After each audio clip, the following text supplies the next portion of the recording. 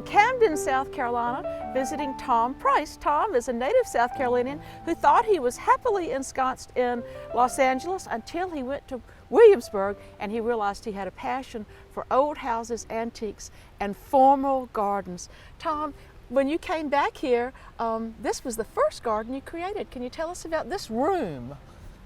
When I came back, this was a totally different place. There were huge trees all over the place. And then a couple of years after I had lived here, we had Hugo. And all of a sudden I had a blank canvas and a completely different situation. So I decided to use this ring that was already here.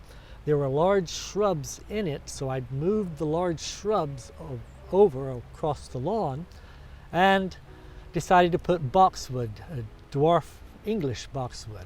I've let them grow naturally. I don't like to prune them because I like the cloud shape.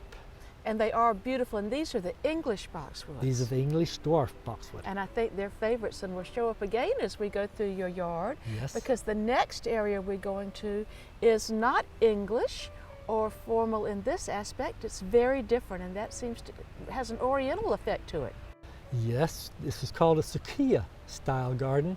The traditional name is Japanese style, and I had an area that needed changing. It was full of privet, ligustrum, wild growth, and so I took that out. I removed all that and started putting yelp and holly, and I've trained them to go look like a boulder. The Japanese call it tamamono style. And so they're going to mimic some of these large stones that we see that you must have brought in. I had a large stone brought in.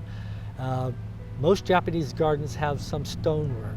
And you have some other very interesting plants. You've got a plant I didn't know did very well in South Carolina. You have some English yew. Yes, they're brown eye yew, and I've got more yew planted in a different spot. These are very good for making a wall of greenery. Most Japanese gardens are enclosed, so you need a hedge around most sides. And of course on one side you're using Eleagnus in an unusual way. You're going to keep those pruned? I'm going to keep those pruned, and again they'll make a continuation of the wall. And then on the other side you have a plant that came from Japan originally. Japanese black pine. I have Japanese Cryptomeria japonica, a black dragon, and I have some Alberta spruce. Ooh. Well, I think this is wonderful, and I understand that eventually you may expand this and have a little endings point. I'd like to eventually have this passageway garden end in a tea house. We'll come back and see that. As we continue our journey through your garden rooms, we come to a place where you used the yew again, but a different variety here, I believe. Yes, this is the Japanese yew.